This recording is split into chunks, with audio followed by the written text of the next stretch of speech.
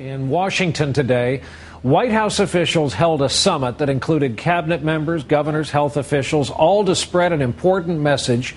Not only is the danger from swine flu not over, it could come back this fall with a vengeance. Just one of the things being hammered out today in a meeting with state, local, and federal leaders. The goal? To deliver a knockout blow to spreading swine flu cases that are frankly expected to uptick. The World Health Organization says the pandemic's international spread is, quote, unstoppable. Every time I hear the TV, that's all I hear. Does it seem that way to you? I'm Natalia. I'm Aja. Let's go see what everybody else thinks. I think the media had a kind of a negative impact on the flu when it first came out. I think it freaked everyone out, and then now everyone's used to hearing it. So when they called it a pandemic, I think everyone kind of blew it off because we've been hearing so much about it. Mostly, I think it's related to fears that the media can put onto society. Like, we have epidemics of bird flu, so we have a pandemic of fear. Lots of people think that it's overblown, but is it overblown, or should we really be scared? Will it really be bad? In 1918, between 20 and 50 million people died around the world from influenza. That's Kristen Watkins. She's a historian with the Center for Biopreparedness. 675,000 Americans died. That was 3% of everyone who got sick with influenza. In Nebraska, nearly 3,000 people died between September and December of 1918. Whoa, so how can we protect ourselves? I mean, I wash my hands all the time. Doesn't everybody? We went to the Center for Biopreparedness Education and talked with Keith Hansen and Sharon Medcalf. We want to know if washing our hands really is going to keep us safe. Transmission really does occur by virtue of talking and sneezing and coughing in front of somebody and you inhaling it.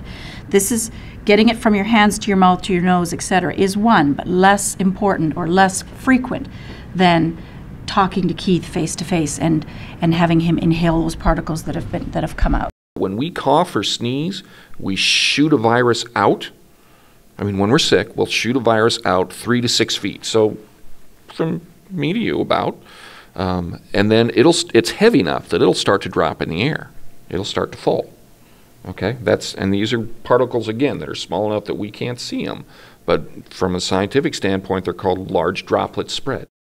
Wow, they said that just talking and laughing could spread the virus. Keith and Sharon's job is to train town leaders to help stop the spread of the virus. Listen in with us to a pretend town hall meeting. I'm in charge meeting. of our public health department here in the town of Pleasantville, and I want to spend some time this afternoon talking about what we need to do from this point on in our town to stop this virus from getting from one person to the other.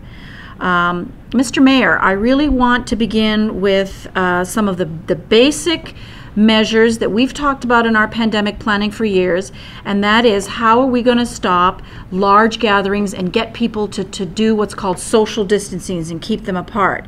So I'd really like to talk a little bit about the basketball game that's coming up on Friday night and whether or not it would be wise of us to be putting 600 people in an auditorium a foot from one another in a situation like this. Well, I hate to dampen community spirit at this point and community camaraderie. I mean, in a disaster, people want to be close, people want to support each other. Sporting events are a huge part of our community goodwill. Notwithstanding the fact that if we end up infecting a third even of the people in that auditorium, we're going to be dealing with another 200 ill in the town of Pleasantville, which is going to affect the economy because people are going to be ill and not come to work.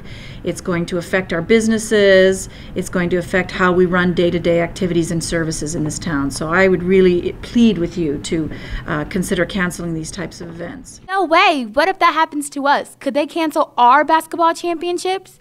And what about schools? Would they close schools? Cool. If they close schools, we can hang out at the mall all day. Wait a minute. Maybe not.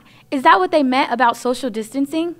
Well, social distancing requires layering. It's just like dressing for winter. You got to wear a t-shirt and an overshirt and a sweatshirt on top of that and a coat, and then you're warm.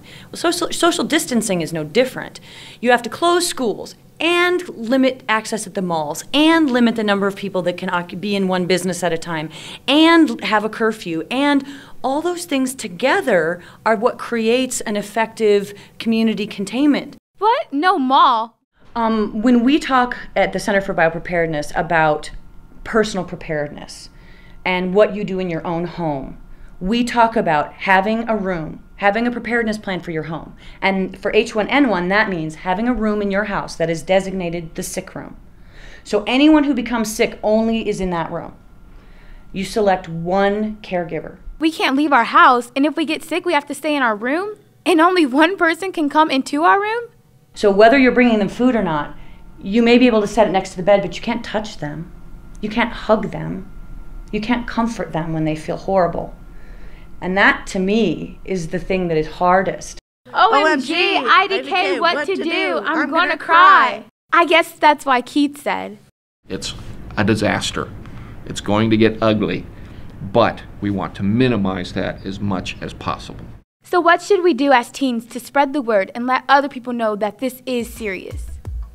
If we were in a pandemic, you better understand that it's best if you just keep your distance. You can't hang out at the mall or watch school basketball, so no fun at all, just keep your distance. I know you might think the situation really stinks, but the safe thing to do is keep your distance. You can't hang out at home, but you talk on the phone. It's good to stay alone and keep your distance.